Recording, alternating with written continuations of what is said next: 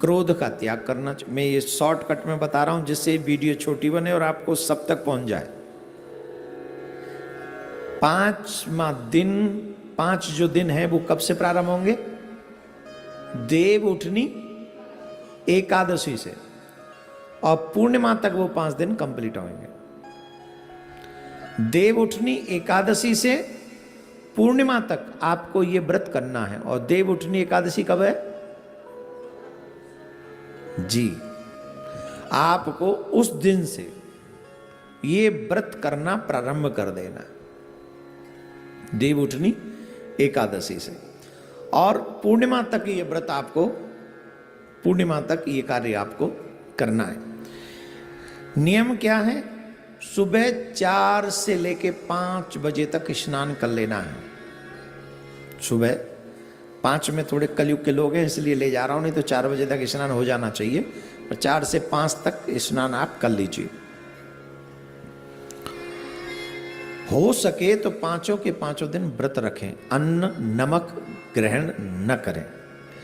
अगर लगे कि हमारे जीवन में कोई ऐसी समस्या है, रोग है, या हम इतना नहीं रह सकते, तो एक समय भोजन रह के भी कर सकते हैं। वो भी ना हो, दोनों समय भोजन कर लें, लेकिन शाकाहार करें। इन 5 दिनों में प्याज लहसुन भी इन्वॉल्व नहीं होनी चाहिए आपके घर में, ठीक है? ये भी नहीं, प्याज लहसुन नहीं इन्वॉल्व होनी चाहिए। 5 के 5 दिन अगर आप चाहो नहीं, चाहना ही चाहिए, एक ब्राह्मण को नित्य भोजन कराकर आप भोजन करें। गौ को चारा खिलाकर ही आप जो है भोजन ग्रहण करें। पक्षियों को कुछ खिला दें तो कुछ करें उसे।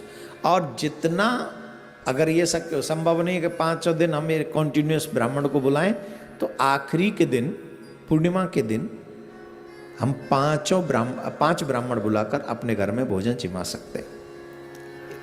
पर डे करने की बजाय हम एक दिन में ही कर सकते हैं। ब्रह्मचर्य का पालन अवश्य करें। ये 5 दिन जो है, पितामह भीष्म ने धर्मराज जी को बहुत बड़ा उपदेश दिया था। ये उपदेश 5 दिन तक चला था। ध्यान से सुनना, ये उपदेश पितामह भीष्म ने धर्मराज जी को दिया था, और धर्मराज जी को ये उपदेश 5 दिन चला था। और पितामह भीष्म आजीवन ब्रह्मचारी थे, ये आप सब जानते हैं। और इसीलिए भगवान श्री कृष्ण ने ये कार्तिक मास के ये 5 दिन जो हैं, यही 5 दिनों में उन्होंने ये उपदेश दिया था। तो ये 5 दिन पितामह भीष्म को श्री कृष्ण ने अर्पण कर दिए और कहा कि आज से कार्तिक मास के आखिरी के 5 दिन जो भी व्रत करेगा, जो भी इन नियमों का पालन करेगा, जो फल पूरे कार्तिक के स्नान का मिलता है, वो फल उनको इन 5 दिनों में मिल जाएगा। तो पितामह भीष्म आजीवन ब्रह्मचारी थे, इसलिए इन 5 दिनों में ब्रह्मचर्य का पालन करना चाहिए। पृथ्वी पर शयन करना चाहिए, झूठ नहीं बोलना चाहिए, देवी देवताओं की पूजा नित्य करनी चाहिए। स्पेशली तुलसी, आंवला और बेलपत्र, इन वृक्षों की पूजा करनी चाहिए। तुलसी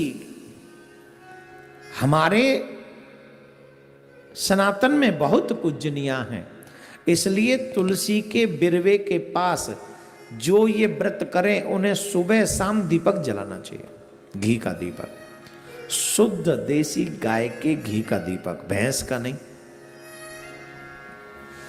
आपके यहां बाजार का घी आता है और ये प्रॉब्लम है।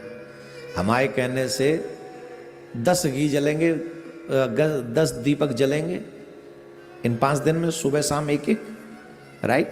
तो आप 10 दीपकों में कितना घी लगा दोगे? 200 ग्राम, 300 ग्राम, इससे ज़्यादा तो नहीं। 300 ग्राम नहीं, 200 ग्राम ही घी ले आओ, लेकिन वो शुद्ध लाओ। और तुलसी मैया के आगे सुबह शाम वो दीपक जलाओ। बाद में एक दीपक मंदिर में भी जाके जला सकते हैं आप। भगवान विष्णु का कोई मंदिर हो, कृष्ण जी का कोई मंदिर हो, राम जी का कोई मंदिर हो, जब संध्या का समय सूर्यास्त हो रहा हो, उस समय जाकर आप वो दीप दान कर सकते हैं। जो जमुना के तट पर रहते हैं वो जमुना जी को पूर्णिमा के दिन अवश्य दीपदान करें। जो गंगा जी के तट पर रहते हैं वो अवश्य पूर्णिमा के दिन गंगा जी को दीपदान करें। और जिन जिन के पास में आध्यात्मिक नदियां जो हैं उनको पूर्णिमा के या तो पांचों के पांचों दिन, अगर संभव हो पांचों दिन तो आप पांचों दिन जाकर दीपदान करें। अगर नहीं हो तो आखिरी वाले दिन पूर्णिमा के दिन ही 5, 10, 11, 21 जितने आप दीपक वहां जला सके दीपदान करें, दीपमाला करें। इतने में ही आपका स्वर्ग निश्चित हो जाएगा, मैं लिख के दे सकता हूं।